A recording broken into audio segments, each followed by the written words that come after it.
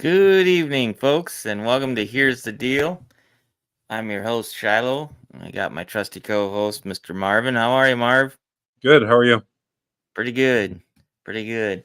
I was going to use our guest intro when he does his morning talks, but I figured I better ask him first before I do. So, Right.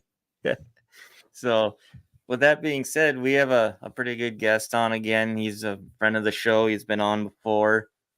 He does his deal in the mornings there. It's called Thoughts from a Common Man, and then he also does the sermon that Reverend Joel won't give on Sunday mornings, which is usually pretty good and entertaining. So without further ado, I'm going to bring him on, Mr. Jason Heitkamp. How are you, Jason?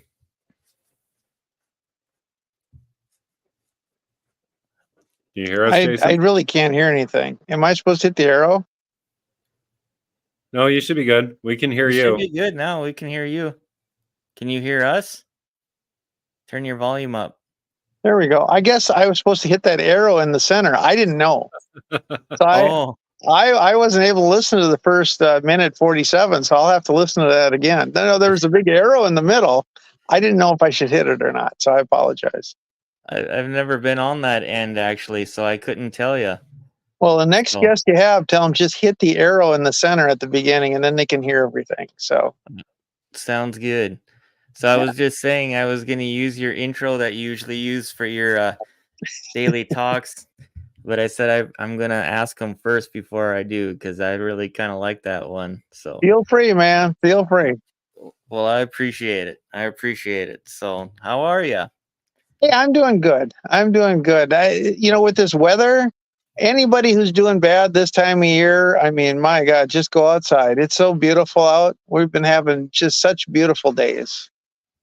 Yeah, even up here in the Williston area, we have too. I go into work every day in Williston, and Monday we were out before our meetings and stuff, and about 8:30, 9 o'clock, and it was pretty nice out. I remember I was standing outside with a t-shirt on, so Yeah. can't ask for anything better than that in December, that's for sure. Yeah. Rick Jensen from 1470 KHND, he keeps me updated on it every day on how many days until spring training starts for baseball. So it's 65 days today. So, man, if Oh. we can make the next 65 days, we're going to be living large. Yeah, we got the two worst months coming up here in January, February, so hopefully it stays nice. So Yeah.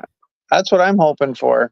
Sugar beets are still holding up pretty good. So, it's really something to pile a bunch of sugar beets and then hope that they last until June. But I mean, it's really amazing out there what's happening. yeah, fair enough. So, as I was saying earlier, you have I don't know how you want to, what you want to call it. It's more of a daily pep talk. And I know I've been watching the last few weeks and stuff, and you've talked on a variety of issues. And one issue that I found kind of interesting was the Minnesota flag, and that was yesterday morning. And it had to do with the colors and stuff. And so I went back and I kind of looked because I didn't know really what you were talking about until you had said something. And it's interesting that they're the colors of Somalia. Well, and not only that, but when Doug Burgum first ran for governor, he used those same colors, and supposedly it means air and land or something like that. But to me, and I might sound strange, but I don't know if it's some kind of a United Nations thing or what. But Hmm. those colors are specific to certain things, and I don't know what it is, but I don't think it's good because those are the colors that he used in his original run for the governor, and that Yeah, was very strange, very strange. Oh, the green and blue. The Well, green yeah, and the blue. Yeah. he's not the only one that's used it since, though. Candidates he's supported have used it too. Uh, Yes. Yes. 46. We saw the Roars running that green and blue. Like it's a pretty consistent theme across the board. Even in Bismarck with the mayor candidate this last time around, Mike Schmitz was running that green and blue. Yeah. Well, like I said, I wouldn't doubt that it's the colors of Bill Gates. And I'll go that far. I mean, as long as I'm going to sound strange, I do like the Minnesota flag where they have the Hams bear in the corner. I would I vote see for that. that one. I've But, seen but that one. but do you know how bad that is? I mean, I work with people every day that are from Minnesota.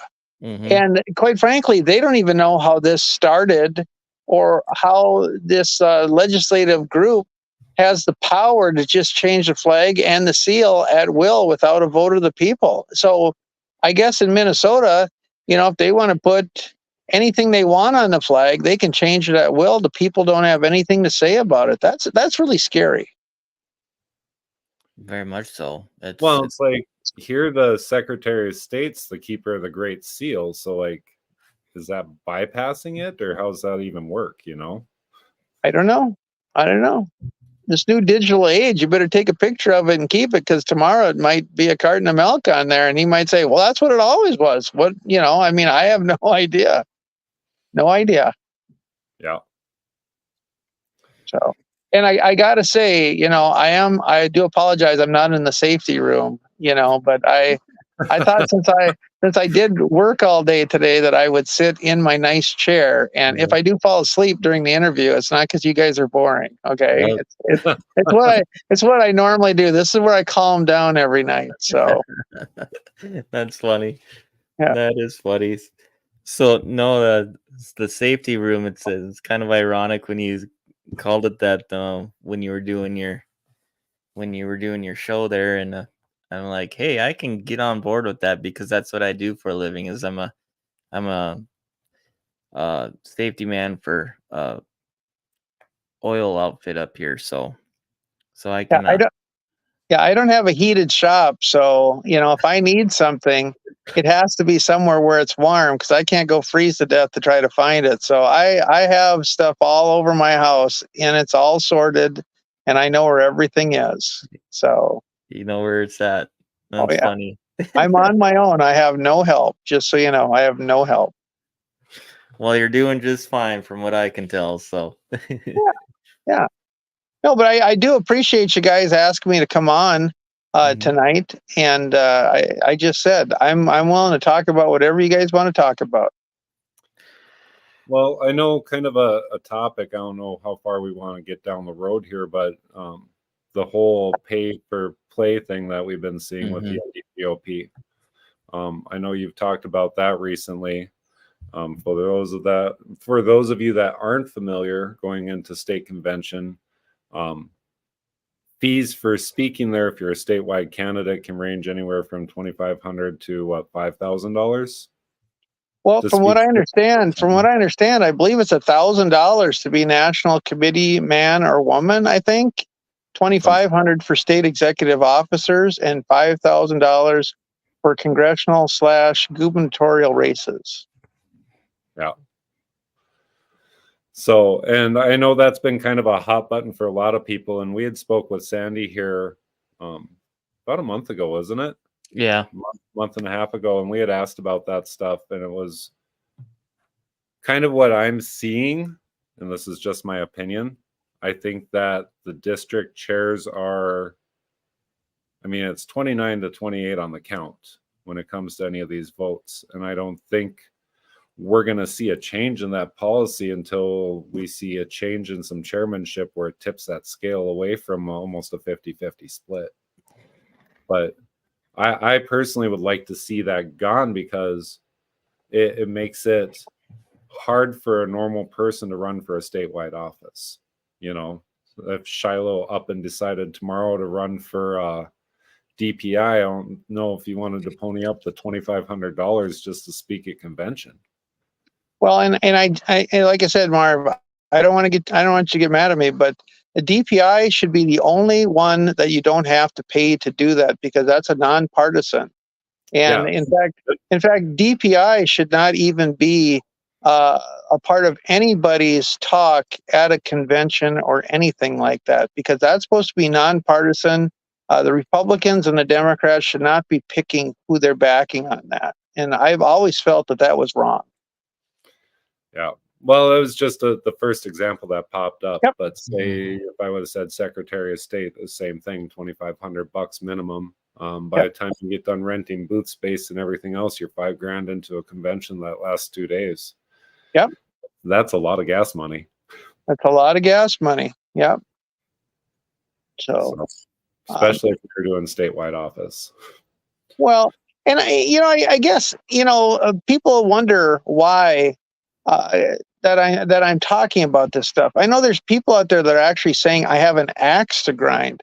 I just so you know, I don't have an axe to grind. This seemed to pass quickly and without hesitation when Perry Schaefer was in office. Now it seems like everybody's stuck in the cement, and they aren't willing to get things done, to get it out. I said the Democrats, they would never do something like this. The Independents would never do something like this. It doesn't make any sense that the Republican Party would do something like this because they're the majority. But yet, I think that's why they did it, is because then not everybody can run for a state office. And I think that's wrong, because sooner or later, it's going to nip them in the bud. Well, something else I've noticed, or I've started to notice, it seems like the district conventions are a lot earlier this year than they were 2 years ago, too. Like my district's scheduled for January 31st, and in 22, I want to say it was either the end of February or beginning of March before we had the endorsing convention. So it's a little weird to see that almost 2-month jump ahead when the state convention's been pushed back, 2 weeks? Because it's April 4th, 5th, and 6th out in Fargo, whereas we were in March for the other one, I believe. Yep. And, before we get too far, I just wanted to mention one other thing.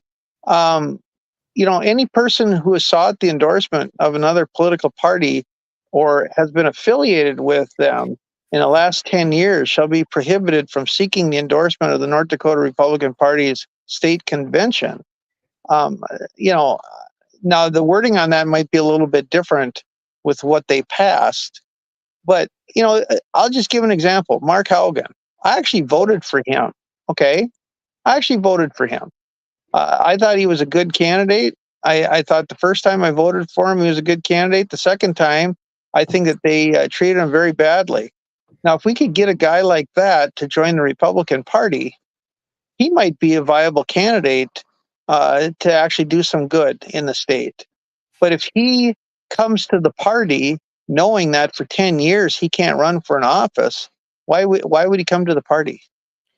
Well, and it used to be 6 years. I thought if you ran as an independent, I don't remember there being that bylaw on 10 years. That seems strange that they're extending it even further out, because maybe it is 6 years. Yeah. I'm just going off my memory here. No, I think it's 10, but we should But I know that's something that I looked at on my run. Was I had debated the independent run just because I was so late entering, where I could go straight to November. But at that point, if you ran as an independent, like what Becker's facing, it's 6 years before you can receive party endorsement at convention again. But the other thing that kind of bothers me, Jason, is I've been hearing rumblings that there's going to be people that are going to be skipping their district conventions and going straight to the primaries to fight it out with whoever they don't like, which should be interesting to watch too. Yeah. Well, I said in my case, I believe that there was 35 individuals at the meeting, and there was over 100 proxy votes. So, at that rate, why waste your afternoon? And the candidate who actually won, Cindy Schreiber Beck, wasn't even at the meeting. And actually, the way that our district chairman was running the event, he didn't even get a second on the floor for her until later in the day when somebody reminded him of that. And the whole meeting was run horrible. And this guy, to this day, Norma Chose used to be the district chairman in 26. Now we're in 25. She's called him multiple times on the phone. She's called the state party in Bismarck multiple times on the phone. Nobody has called her back. She's actually on the wall there as one of the elephant people. You know what I'm saying? The elephant Mhm. award winners. She's on the wall there. What is there? Maybe 13 people. I'm not even positive right now. But she gets no respect from the state party, no respect from the district party. They're running proxy votes in District 25, which is against Robert's rules. And they say that they run by Robert's rules. There's a lot of cleanup that needs to be done on aisle 9, and nobody's willing to do it. So when people say that I get a little bit aggressive, you darn right I get aggressive, because there's nothing happening. These guys are like, oh, we're looking into it. We'll help out someday. Well, someday for me is getting to be a long time away. Yeah. And that's a frustration, I think, with just even normal everyday people, because when you talk to them about trying to get them involved in this and that, however you want to say it, that's what their first comeback is well, why? It's not going to change. They're not, nothing's, what can we actually really do? Yep.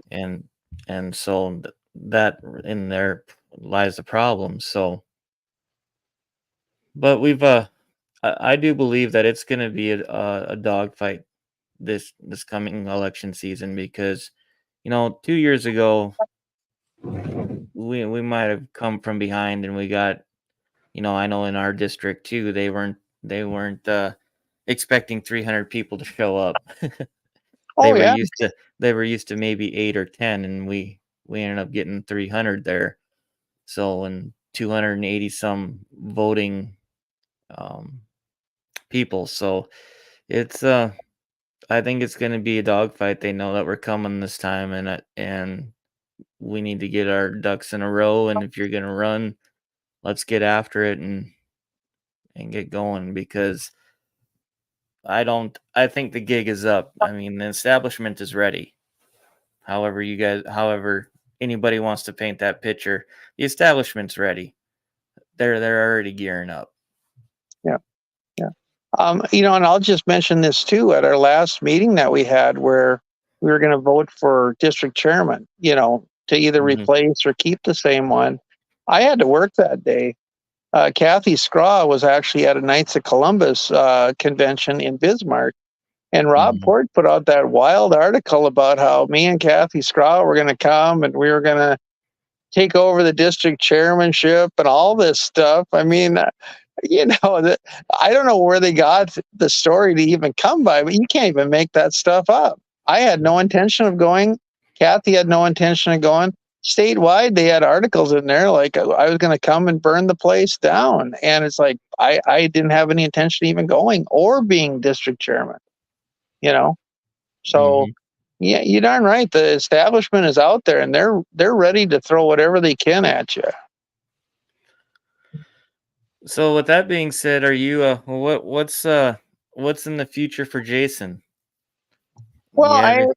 you know, I'm impressed by you guys so much that I'm actually going to use your format to announce that I'm going to run for county commissioner in Richland County this next time. Oh, So wow. in that next election. So I was county commissioner for 4 years, and I literally did get a lot of stuff done before.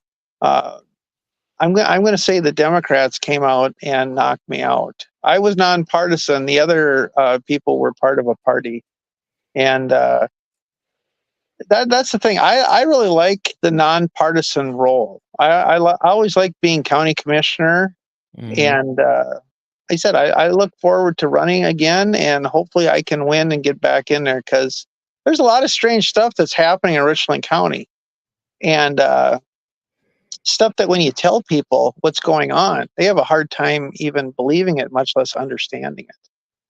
Yeah. Well, they're pretty much running that pipeline straight through your backyard if they get approval, aren't they? It's going to be about a mile from my farm, and not only is it going to be a pipeline, it's going to actually be where they have an a V that comes together, the one from Castleton and the one from Minnesota. And so, probably one of the most dangerous parts of that pipeline is where two pipelines converge into one, and Mhm. that's going to be about a mile from my farm. So, So and they're there's nothing I can do about it. junction a mile away from you. Yep. And the funny part is Castleton, if you know straight down, that comes nowhere near my farm. It'd be just a guess to me, but they're going to probably come 5 to 10 miles east out of the way to come by my place, because if they would go straight down from Castleton, they'd have to go through government land. And it's easier to just come and steal property rights from individuals than it is to try to steal property rights from the government. And But so since that's what's happening. tax credits, you'd think they'd be pretty open to free that land up, Yeah, not the Cheyenne grasslands. They won't let anybody through there. So just for people who don't know, where is Richland County? What are your major towns in the county, and what's your guys' bread and butter as far as what you guys do for making a living over there? Well, I was talking to a deputy this weekend, and if you're looking for Richland County, he said that some of the sheriff's cars, when they're brand new, have actually been shipped to Montana in Richland County. So, That's over here by because us. when they said it was delivered, they actually had to go to Montana to get the cars. And it is funny because when I was married, my brother-in-law used to live in Savage, Montana. Yep. So when we'd go there to visit, I would mention to him that we were missing some highway signs, and they looked pretty familiar over there, and he would get a big kick out of it. But no, Richland County is in the southeast corner of the state. It's a farming mecca. It's getting to be more corn and soybeans and sugar beets. I work for the sugar beet facility, which is a single entity, but it markets sugar with 3 co-ops involved. So it's kind of a strange deal. They fight, to raise the sugar beets against each other, but then they market together to get rid of the sugar. We have at one time, Wapton, North Dakota used to be the most industrialized city in the state per capita. And it's still pretty industrialized, but when 3M left, it took a lot of air out of the sails, Yeah. But no, I just said there's a lot of industry, there's a lot of jobs. Bobcat is close out in Gwinner. Bobcat actually has a facility in Wapton. They make their own hydraulic cylinders there. They don't farm those out to anybody. They make their own, and they don't sell them to anybody. So they do that right there also. We have Cargill, the corn ethanol plant. We have the #1 rated Cargill plant in the nation in Wapton, and that's not just the first time that's happened. Yep. So And we then get a of lot of course stuff done. you got the college there as well. We got the college there. We got, and actually science school, as I call it, not the North Dakota State College of Science. They actually have a place up in Fargo. They're so good. Fargo actually invited them to bring the college up there also. So that's the only place in the state that's like that, So, and they probably have more students up in Fargo than they do in Wapton. I'm not positive about that. Yeah.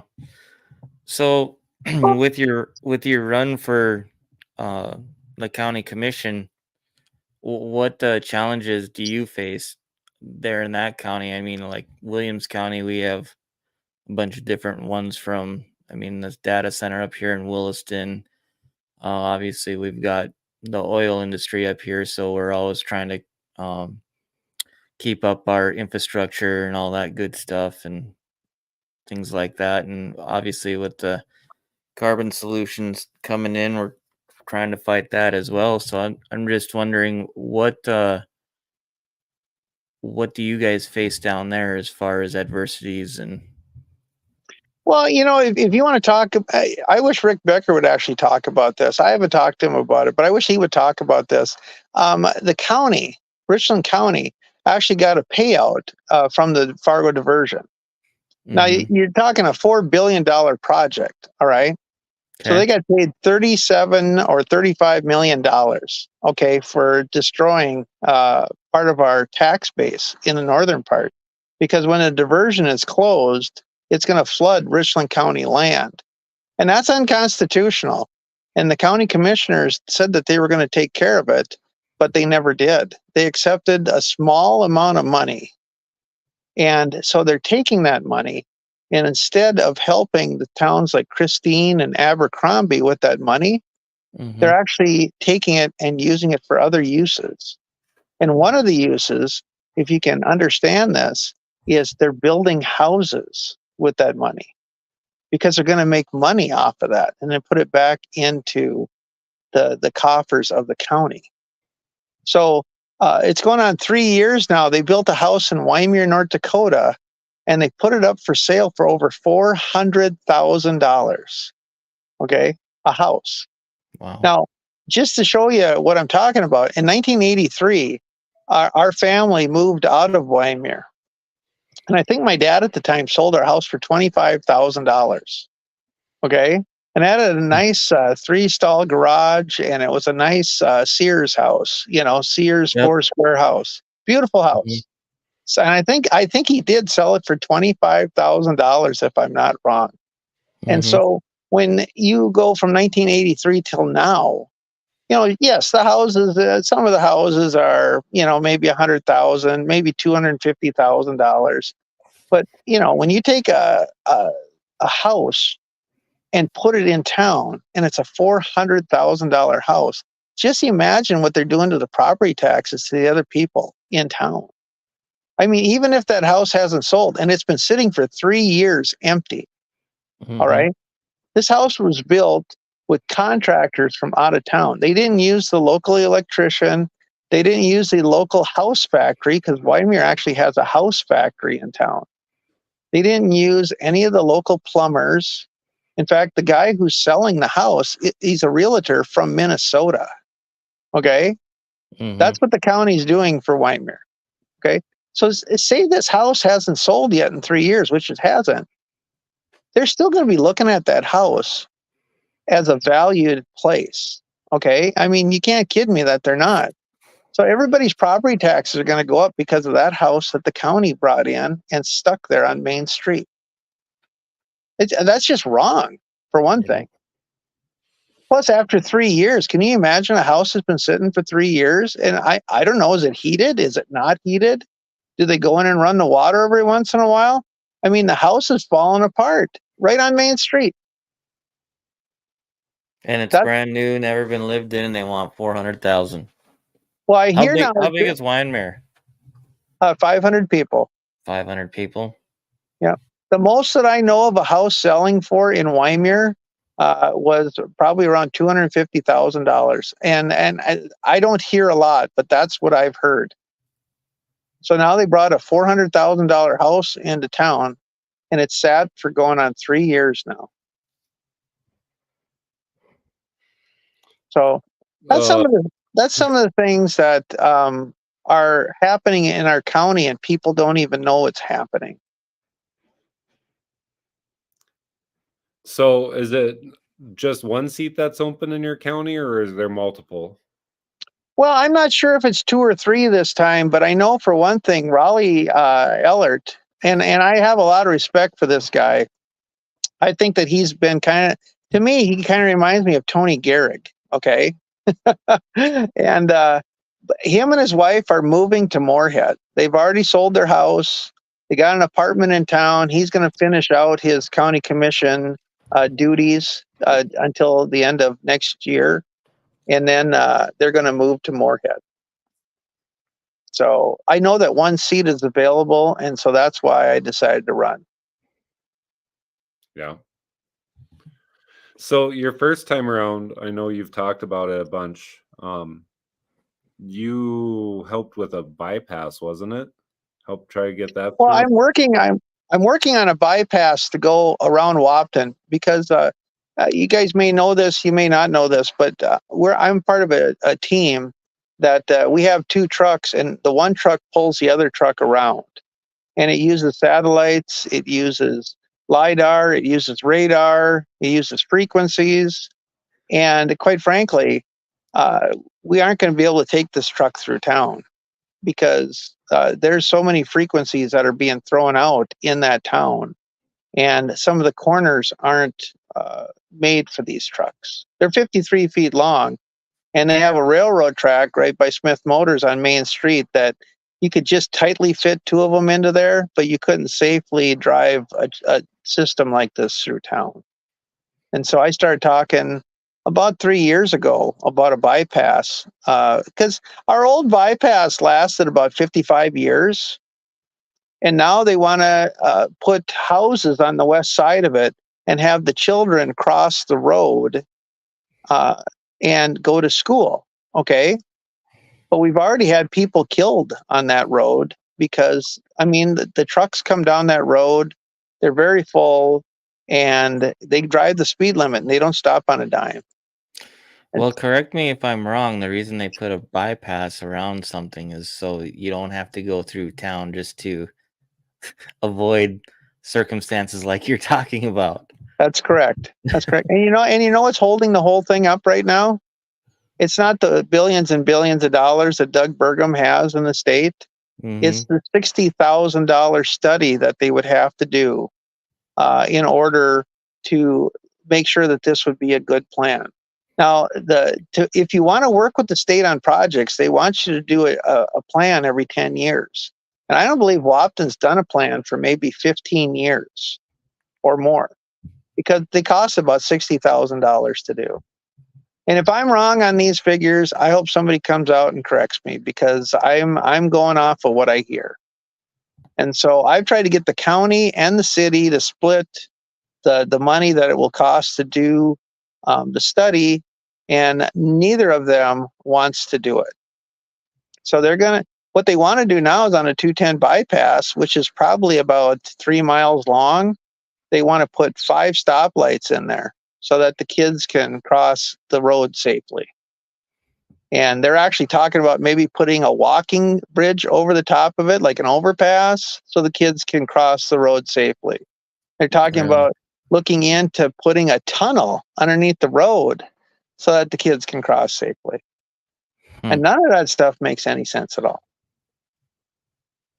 to me. Yeah, no, I mean, well, even if you look at like larger cities, you'll see like the overbridges, like you're coming through Fargo for walkways, stuff like that. Bismarck, you have that zip underneath the expressway, which is kind of an under tunnel, but that tunnel always floods. Right. Anytime there's any sort of serious rain down there, it fills in. Yeah. Even towards the Capitol, there's that underpass kind of walkway on State Street, and I've seen that with 1.5 feet water standing in there too when you get heavy rains. So, like putting that underneath a roadway, depending on the slant, the angle, the stuff like that, and the drainage, like that could be a potential hazard for kids too. So, yeah, absolutely. And then what happens when they get mugged when they're going through the tunnel? You know, and then what happens when the kids don't want to cross where the walking bridge is? Yeah. You know, because I know what I did when I was a kid. We didn't listen to nobody. We crossed where we wanted to. We went and we did what we wanted to. And we're still alive. Mostly. Wymer was down to 1 bum camp at that time. Wymer used to have 2 bum camps at that time where these guys would ride the rails. And we would actually go out to the bum camps during the day and see those guys and talk to them. I mean, we did things that our parents will never know about. You know what I mean? And we're still alive. Yeah. It's a wonder how that happened, huh? Oh my God. I said, and those were dangerous people. You know, that was real back then. Yep, that's a fact. Yeah. No, I worked on some good stuff when I was county commissioner, and both when I was with the Job Development Authority with Richland County. We actually put in a gas pipeline that went from Walmart down around Highway 13, and you're seeing some major players moving into Wapton. One is a new manufacturer of ag equipment. They bought the old Wilrich building, and they're putting their corporate office there. And that's a big deal coming up. And that's because that pipeline with gas in it is there.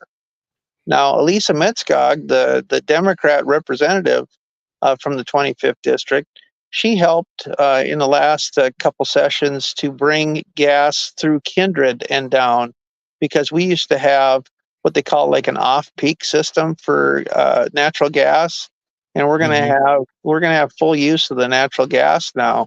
But that initial pipeline that was brought in, that changed a lot of things in Wapton. And the weird part was, we had the money to do it in our job development authority, but I had to convince people that were like 40 years older than me that we could actually use that money to do that, because it brought jobs. And the payback on it, we guessed was going to be about 5 years. It actually paid itself back in 3.5 years. So it was very successful. So something that you've talked about and you're a victim of, and it's coming through, and I'm going to say victim. Oh, no. Redistricting. Uh-huh. It's how the lawsuit went. Our last round of redistricting was deemed gerrymandering. I'm not going to make words on that. Yep. And here we are looking at a possibility of them having to redistrict again because of this. And actually the first meeting's tomorrow, I think, is what I was seeing. First committee meeting. But you look at this last round of redistricting, we had Magram, Robert Fors was redistricted, Sebastian, yourself, Kathy. Who else got redistricted? Well, Chairman Cordenoy, under Cordenoy, got redistricted to a different district completely. And then you have like Jeff Delzer was redistricted. I mean, he was a very outspoken opponent of the governor. Just a second, Marvin. Jason, did we lose you? Jason, you're scratchy, bud.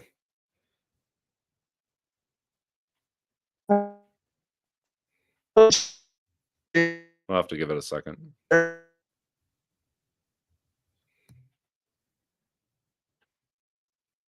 Tell him to come back in. All right, I'll text him.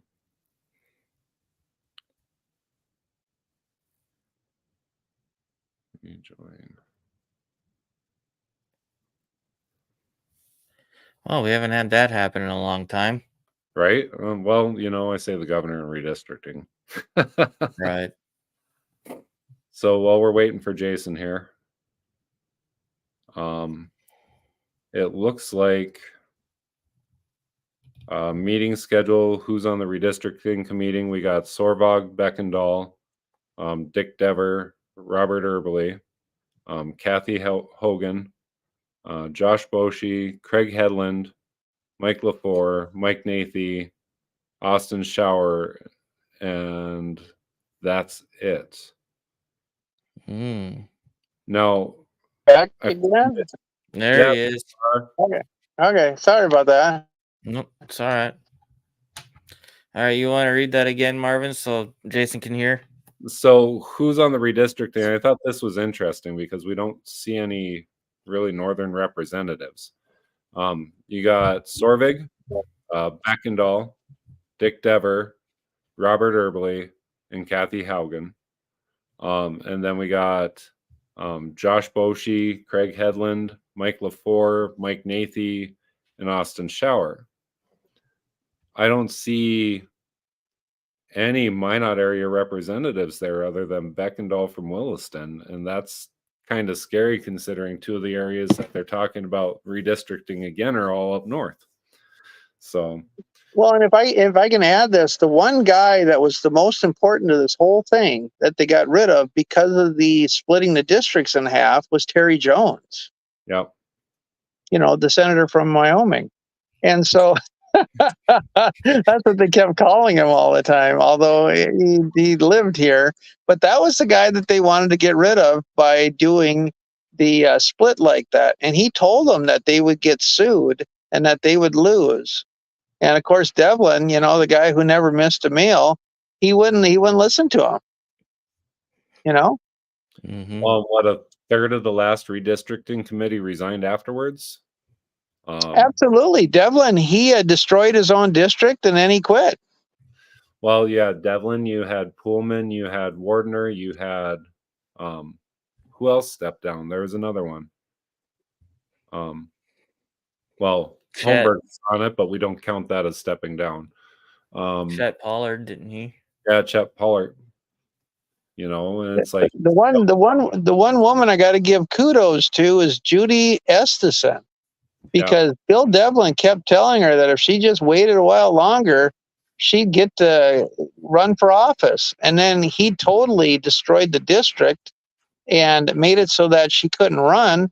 And then she went up against the dude from Devil's Lake that I can't that will go unnamed right now because I can't think of his name, and she beat him. And they had put like $15,000 up against her. What was that guy's name? He was the guy with the hunting dogs that could track people. He actually, I think it was his dog that tracked down Drew Shadeen. I don't know. But anyway, he lost, and he was very, very sad when he lost because, I mean, all the powers that be went up against Judy Estison, and she beat him. Well, and you look at like 9B, that was Donna Henderson, took out Chuck Damshin, and then she went on to go on and take out Marv Nelson to be representing 9. Yeah. And then you look at even the fighting in 33, where you had obvious governor-backed candidates up against not governor-backed candidates, you know? Right. You had Jessica Bell. Are you talking about Jessica Bell? Yes. Yeah. And they put a ton of money against, with Jessica Bell against who was running against her, and then they beat her senseless. Well, it went so far they had that semi-trailer with their illegal billboard on the side of it right out by Keith Bame's truck stop. And when they went to peel off the billboard, it was Roar's Construction semi-trailer. Yeah. They had multiple trailers like that throughout the county. So I would like to give some kudos. Oh, I'm sorry. I would like to give some kudos out to Sebastian Ertel also, because he actually came up with a map that made more sense than what the legislature came up with, and they refused to look at it because they said it was too late. And I told Devlin we were bringing this map. We all came from Weiner that day to testify. Austin Shore lost mind. It was like, so late. We told him, he said it.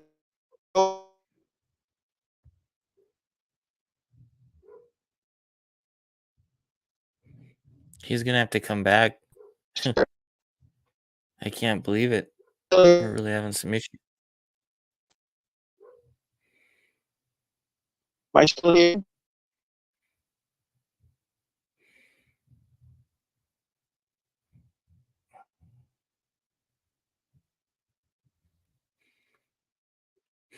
There, something's going on with his signal down there, I think.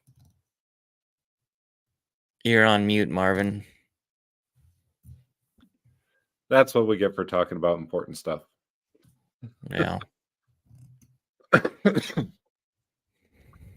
Well, needling people's what we do, I guess. Right? So let's give him a second here. But yeah, going back to some of these districts, like District 33, I was down there for that endorsing convention down there, or reorg. That's kind of my home stomping ground down there, and that was quite a feat. It was There we go. beautiful to see. Keeps asking for the password, and it's 1, 2, 3, 4. I'm glad you guys haven't changed that one yet. I'm going to change the combination on my luggage, Jason. There's only 3 numbers, but it's still 1, 2, 3, 4. There you go. There you go. That's funny. So getting back to Sebastian Ertel, if you want to finish your thought there. Well, yeah, he came up with a map that was much better than what the legislature came up with, but they would not even take a look at it.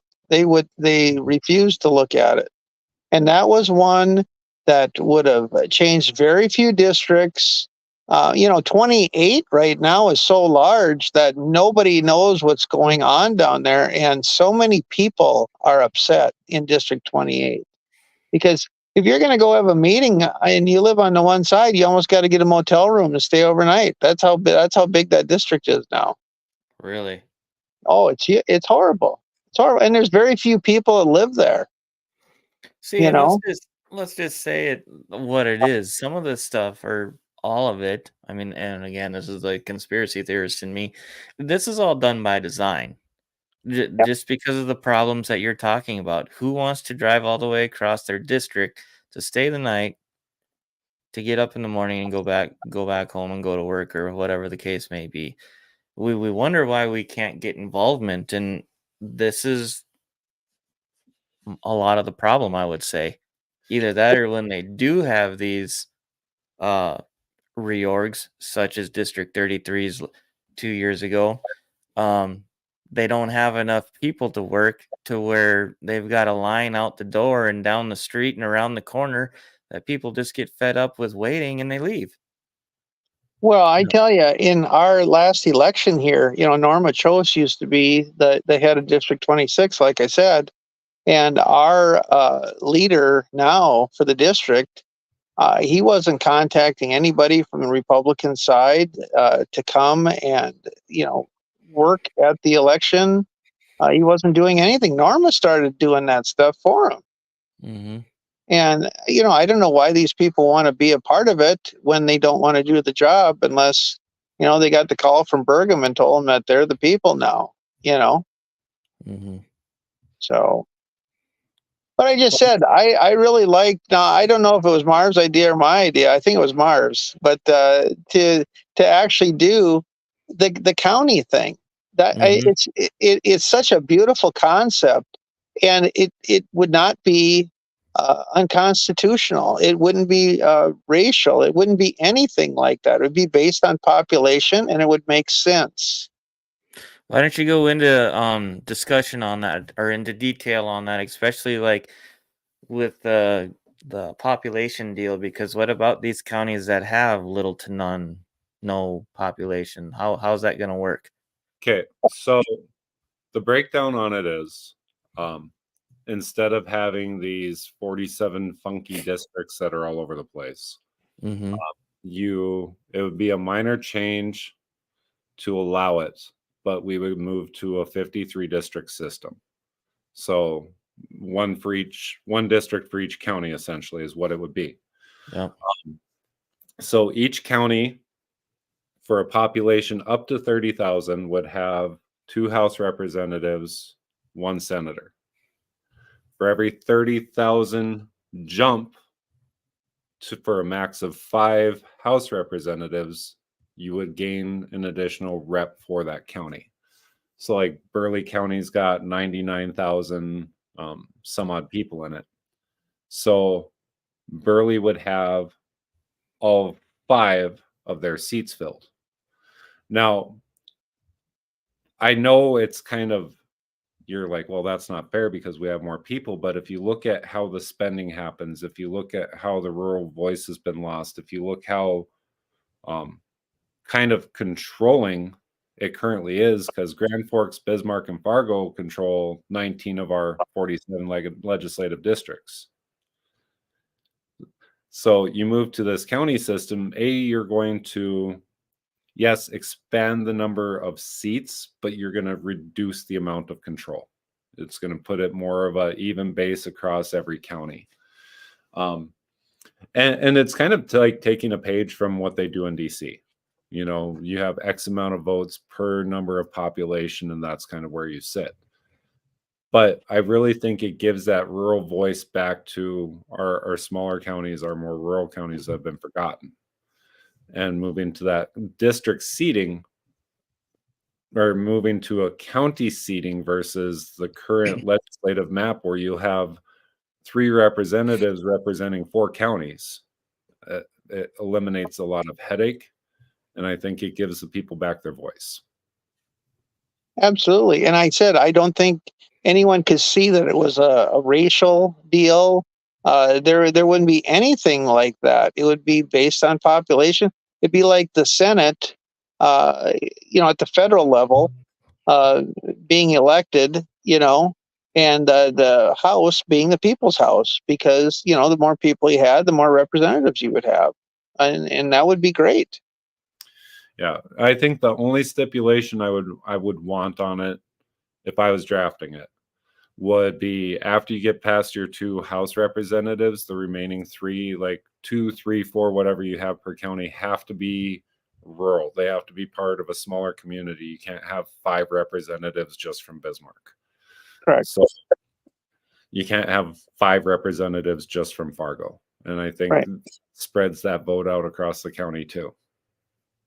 Because when we did the redistricting map, they took our district and they moved it out to Watford City. Fargo actually got an extra district also. But if they would have did like a slice of pie, they could have kept us almost the same and had more representation for Fargo also. But this was all planned. It was all planned for what was going to happen. And that's what they did. You even look at Yana Myrtle's district. They went from being District 10 to District 19. Mm-hmm. So I know that created a lot of confusion too, because people didn't know what district they were voting in or who they were supposed to be watching for. Correct. I mean, just how much they exploded. My home district, which is down by Lair, it went from being 28 to 26. Is that how that one shifted? But Robert Erbley is a senator that's down there. He sat on both redistricting boards, and they districted Magrum out of their district, and they brought Sebastian into it because I think he thought they would have a better fight there. Just like setting you and Kathy up against Cindy and Mitch. Elisa. Yep. So, and you look at even like Cindy's run out in your guys' area. Yeah, she got the nomination through proxy, but once she was elected, her voting record's almost identical to Mitskog's too, which kind of lets you know where she stands. Oh, yeah. They really don't like Jason tonight. No. So. That or else it's us running slow and he's running super fast. I don't know. Something's going on. There he is. Am I there?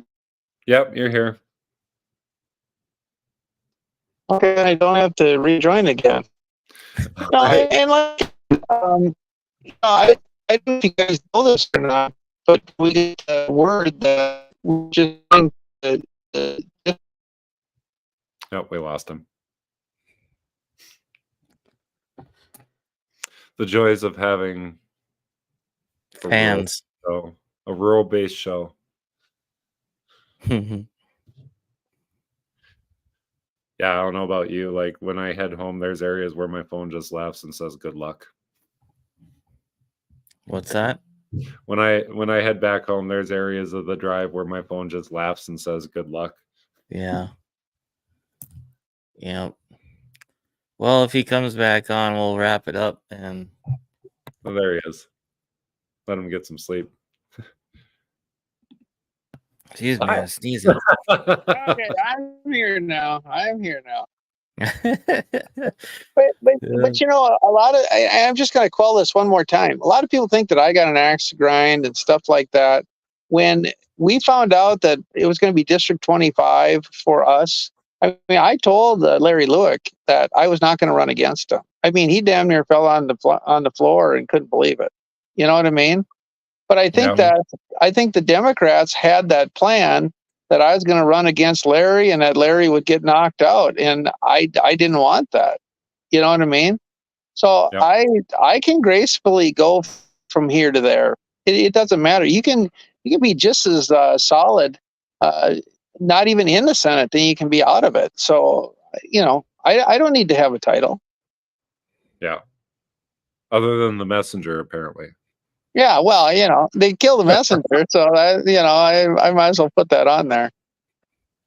Can I talk about one other thing real quick? Yeah, absolutely. You bet. Because I just said I just got to say this because I thought it was so funny. I've said this a couple times on the radio now, but if we had a 14% sales tax, for example, okay, now that's a lot. All right, we're not going to get to that point, but say we had a 14% sales tax, all right, versus property tax right now, okay, and I go to Menards to buy $800 worth of stuff. 14% sales tax is a lot of money on $800 worth of stuff.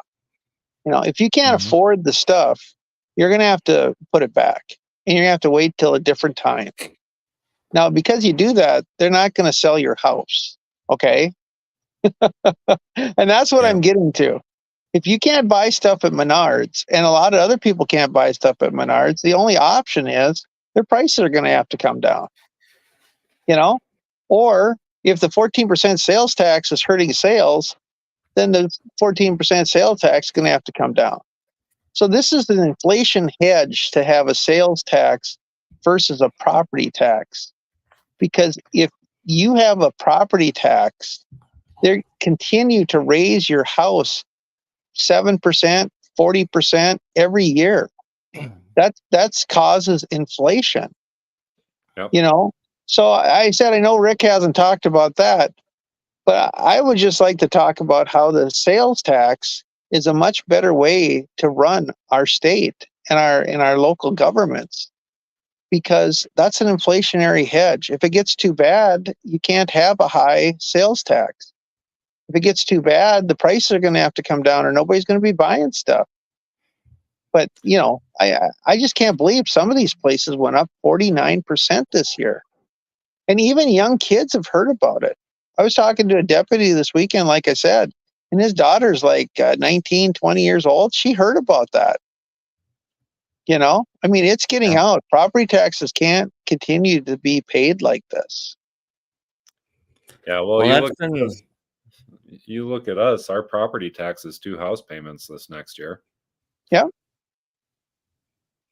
that's been my whole argument against it from day one is put all the money stuff aside. The fact that they can take your property or your house is not Mhm. right.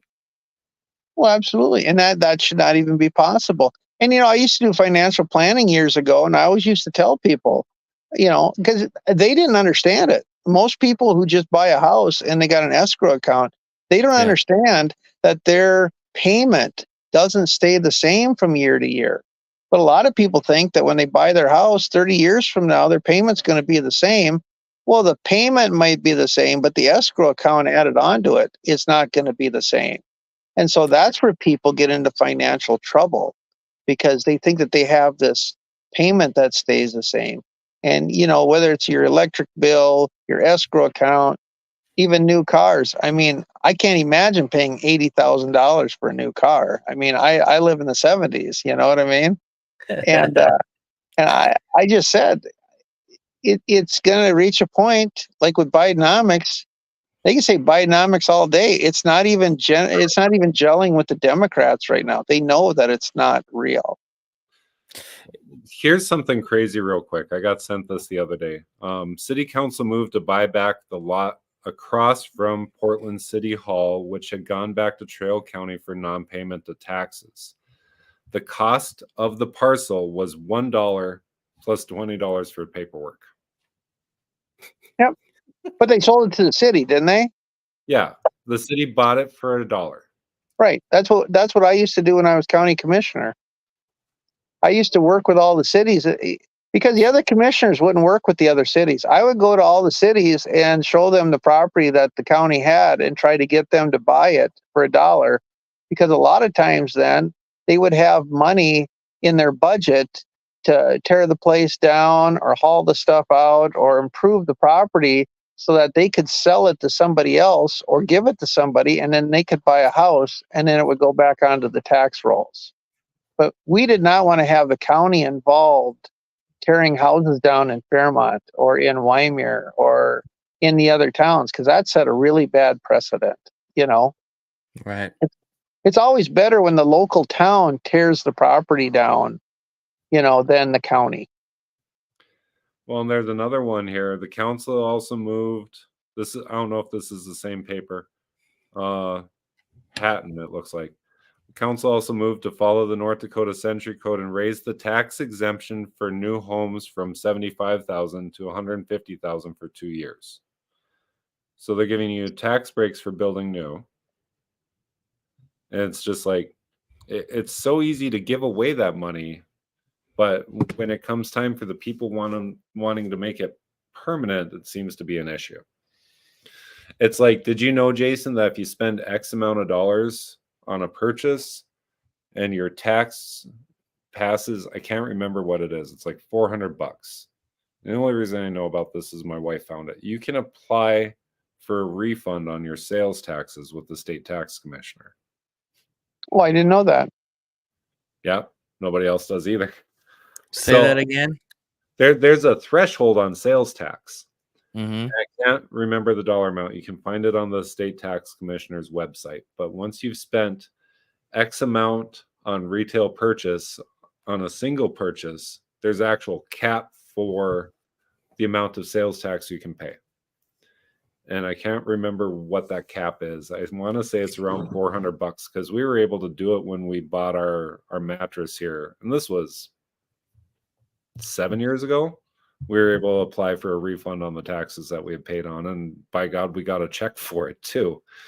So, like, I don't understand how we can tax, but we don't talk about the ways to give it back to the people either. Well, it's just like with that property tax relief. You have to fill out a form, I think, before March in order to get that. Whereas most people would think that they'll just do it at tax time and get it. So that's made to fail also, so that you can't get it.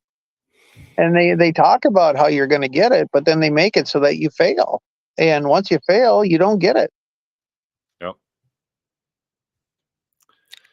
It's all by design. Oh, it's all by design. Absolutely.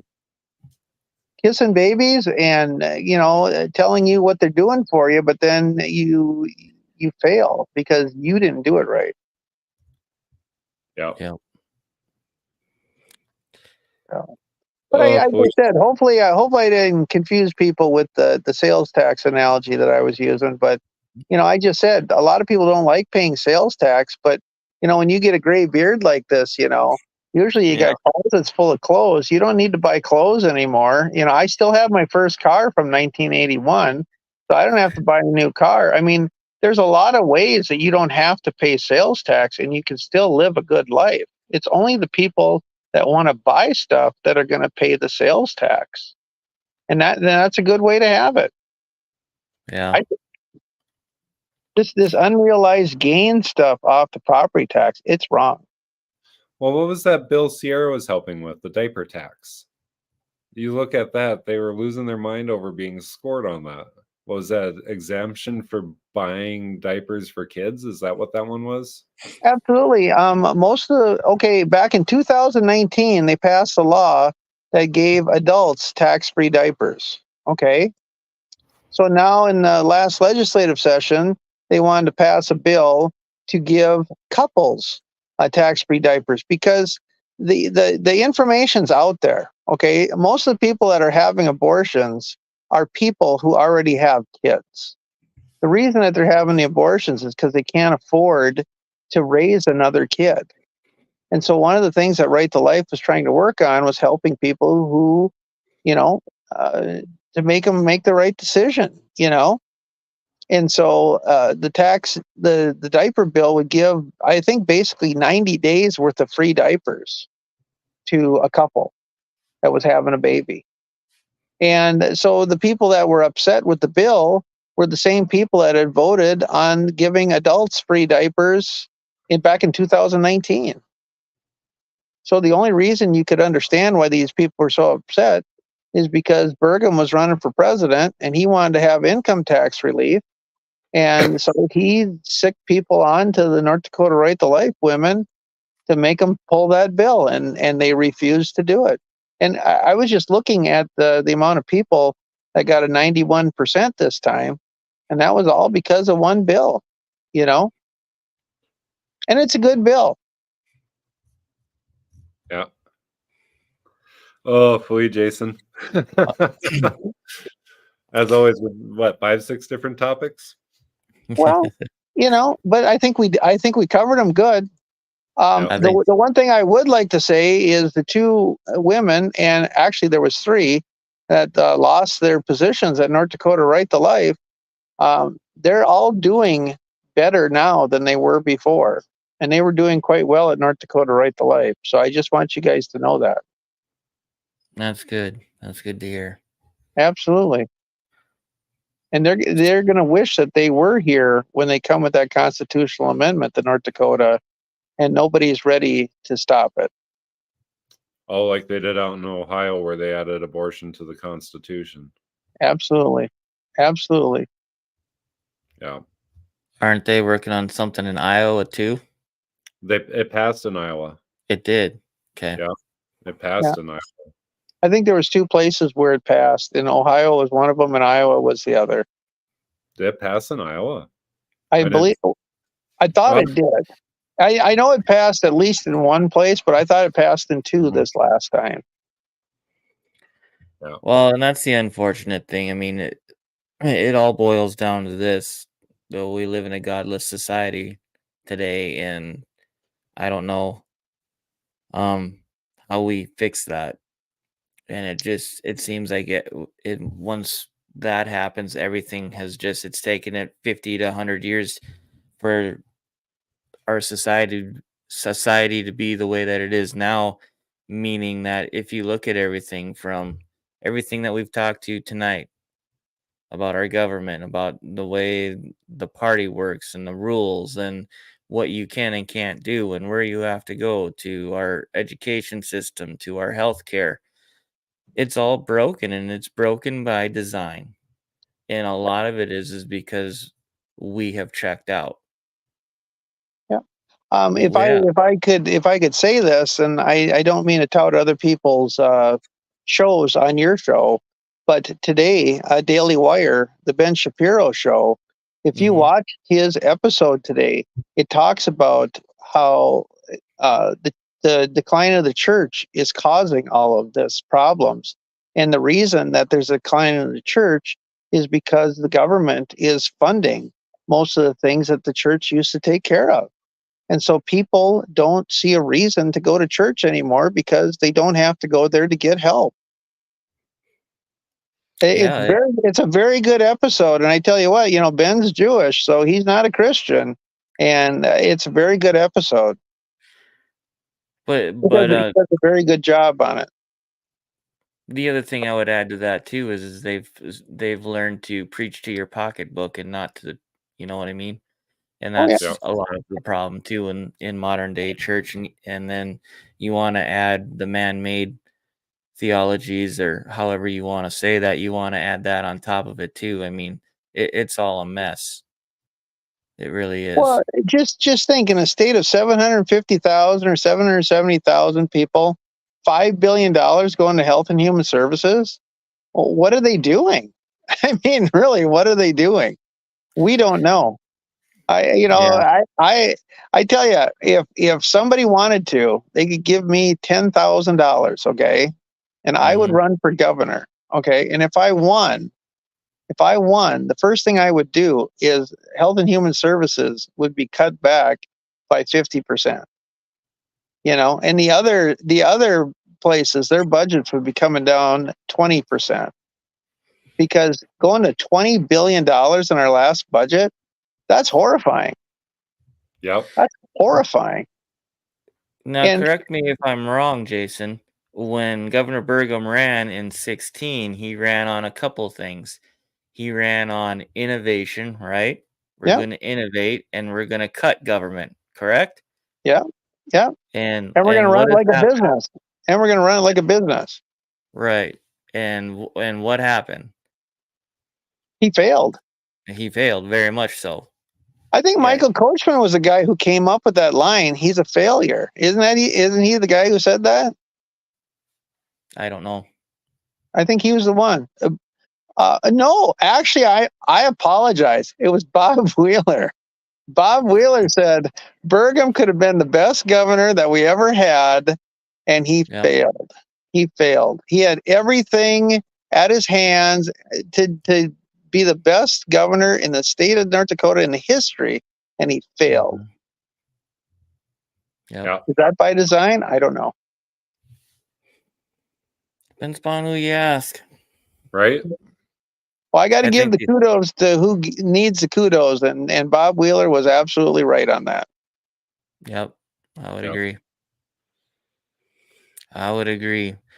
Well, Jason, it's been great having you on again. It's I always enjoy your commentary in the mornings and enjoy when you're here, and it's always interesting. Do you have a sermon in you tonight yet or not? No, I tell you, that's a morning deal. It's a morning And deal. I never plan what I'm going to say. I just start it up and I talk, and it's amazing some of the things that come out. Yep, very much so. So, and it's not always political like today. Yeah. This is the second year in a row, one of our brand new trucks with very little miles on it has been T-boned at an intersection, and it's sad. I was It's listening sad. to that. I was listening to that a couple hours before we came on my way home to see what I usually uh am able to listen to you in the morning when I get up, but it Yeah. didn't work out that way this morning. So Last year we had a kid. He weighs between 350 and 400 pounds, oh and goodness. he got hit at an intersection. His truck was empty, and the grain truck that hit him was loaded. And it was such a hard hit that it took him over to the passenger side of the vehicle, and he took the window out with his head. And Jeez. that's between 300 and 400 pounds of person. Yeah. And can you imagine that they actually drove that truck back to the shop? And that That's truck great. is back on the road, and going like hell. But I just said I could not believe it. And the only reason that he lived, I think, is because it was so glare icy. You know, Yeah. 'cause both Yep. of those trucks ended up out in the ditch. But yeah, the one truck never even Right. tried to stop at the stop sign, and it was a dead end. Where the hell was he No, going to? Nobody knows. who knows? It was what he was watching his GPS. That's what he was doing. He was watching the Shiloh and Marvin show. That's what he was Yeah, watching. He wouldn't admit You're it at right. the time. He was watching Here's the Deal. He was watching. Here's the deal. Yep. Because that's Well, the I first wish thing you. when they asked him what he was doing, he said, "Well, here's the deal." I Here's the know that for a fact. So Yeah, well, at least we have one viewer out there, right? anyway, So, thank you guys so much. I hey, really appreciate it. And if you guys ever want me back on again, I will do it. thanks for All right. using our show to announce your Yeah, absolutely. candidacy for the county commission. Yeah, Absolutely. we'll definitely have you on throughout the campaign season. If there's something that you need to Wanna talk talk about or anything, let us know. We'll work you in. I will. We're going to try to build a new jail down in Richland County because there's federal funding down there for prisons. Yeah, And we're going to try to build some roads, and we're going to try to keep the budget low. There you good go. deal. Good Yeah. deal. All right. Well, thanks again, Jason. You bet. You guys have a good night. You Yeah, too. hey, you have a Merry Christmas, bud. Yes. Yeah. You guys have a Merry Christmas also. Merry Christmas to you and your family, Jason. Yeah. Thank you. Have a blessed new year. Yeah. I don't know how to get out of here, but you just cancel me. Just cancel me. Okay. We got you. And just like that, he's gone. Oh, it's always interesting to have Jason on. He's one of my favorite people to interview and have on the show.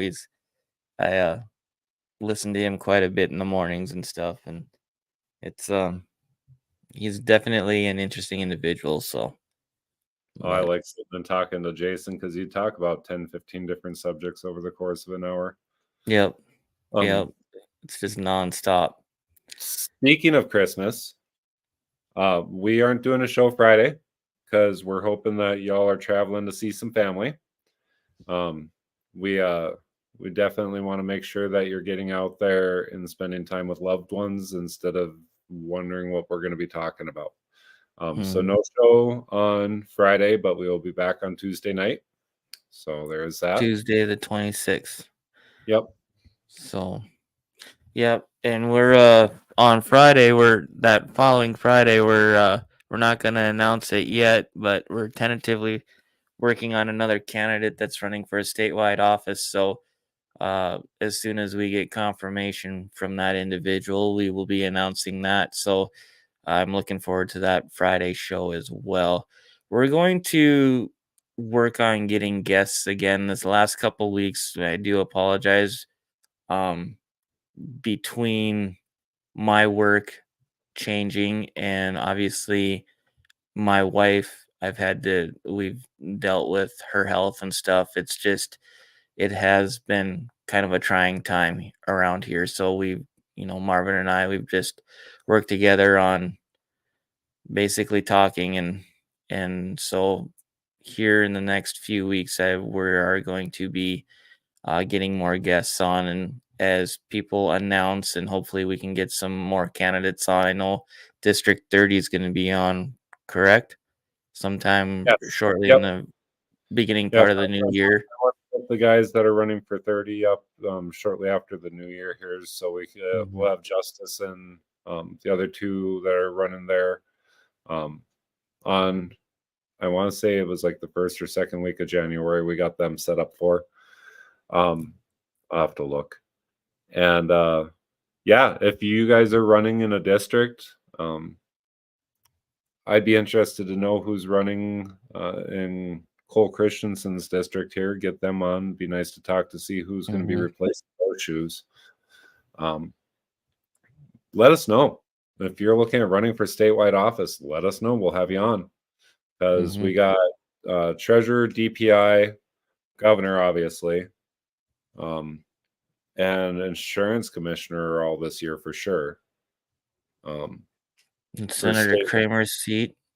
Yeah, we have House and Senate, so it'd be nice to know who's running there, and half of our legislative districts, and then maybe some more depending on how redistricting goes again. So, yeah, it's gonna be. I honestly, like I said, we told Jason. I think it's gonna be a dogfight this year. I yeah. think there's I think they're ready. The establishment is ready, and the grassroots people better come to the party. So, Well, and I've been hearing, I've been catching rumbles that sounds like some of these candidates aren't even going to bother with conventions. They're going to just go straight to trying to primary out their opponent. And I don't think that's the right way to go about it either. So, and granted, I was a primary run candidate, but I was 5 days too late deciding in order to speak at state convention. So mine was a time frame of a rule that I wasn't even aware of. So there's that.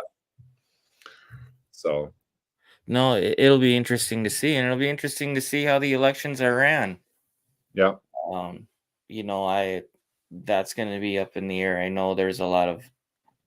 I've seen it down there when I was down at the election deal down there in Missouri.